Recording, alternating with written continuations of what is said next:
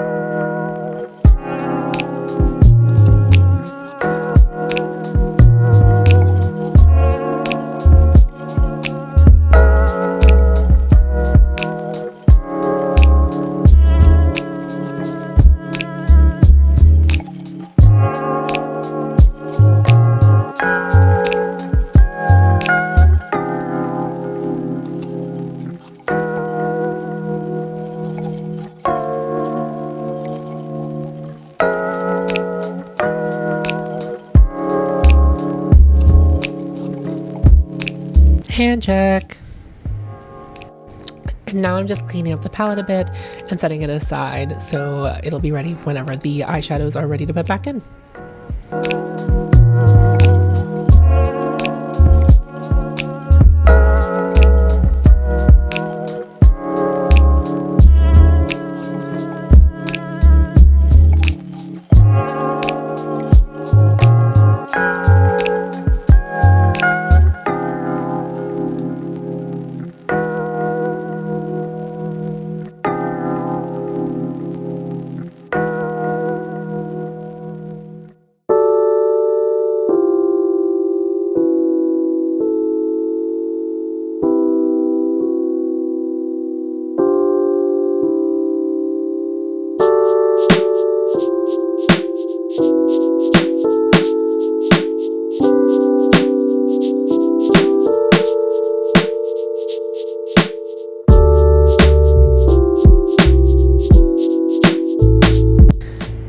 now we're just going to wipe down the workspace, even though it's going to get completely messy again, because, you know, I think that I'm, you know, any kind of cleanly.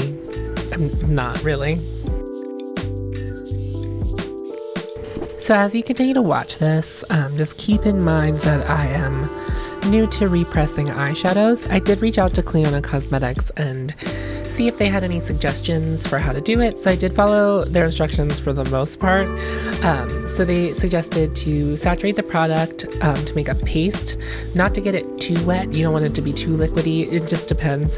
If you get it too liquidy, it's fine. It just needs more time to dry. So you essentially make it into liquid and then you press it down as best as you can. And they said to wait 12 hours and then press something on top of it with a lot of pressure. But I just did that in my first step because I think that if I had to press them again, I don't think I would have done it.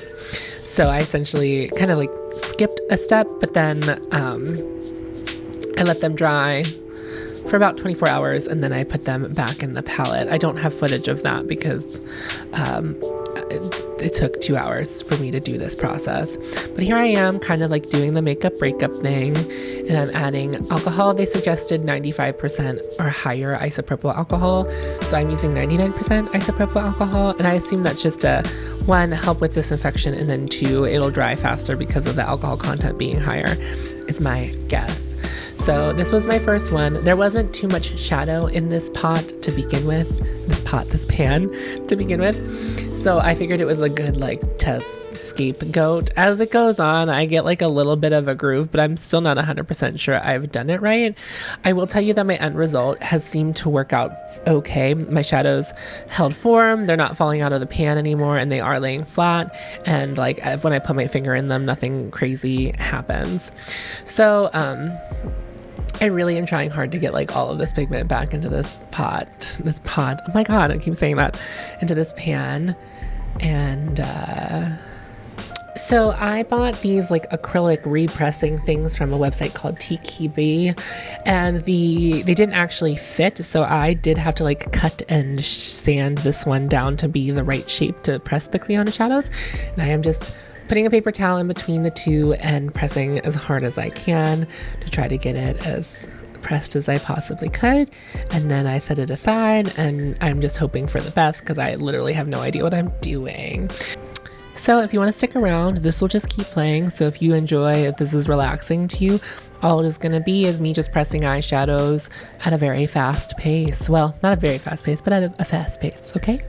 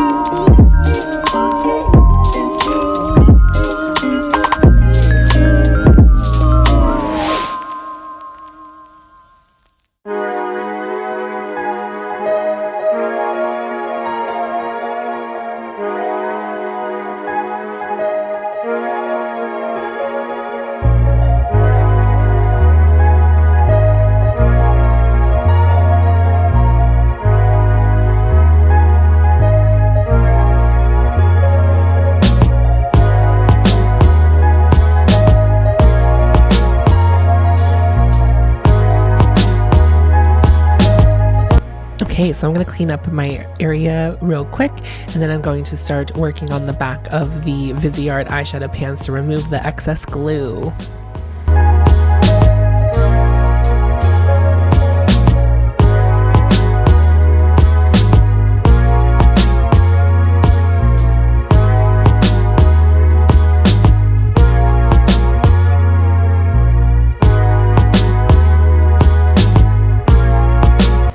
All I did was wipe them down with alcohol with some Q-tips. I saw Laura May Beauty do this before, so that is how I came up with this solution to do this. And it took a couple passes, and I kind of let them sit as I was working on the other ones to just, you know, let them breathe for a second. And as soon as I got all the stickiness off, I would just set them aside.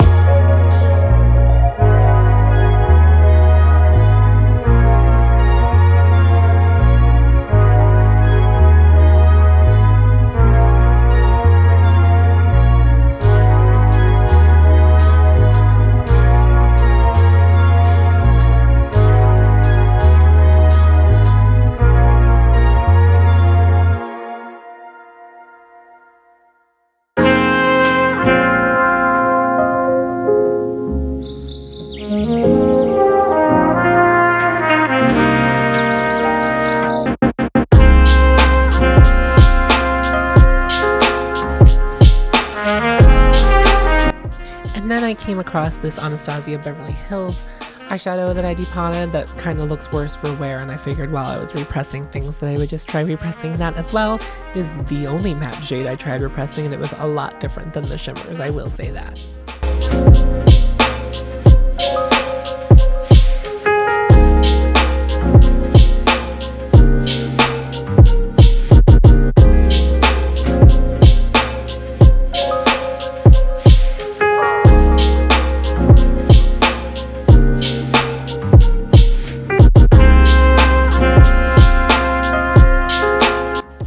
And now I'm back to cleaning up some more of the Viseart shadows. This was just my second or third pass on some of the shades.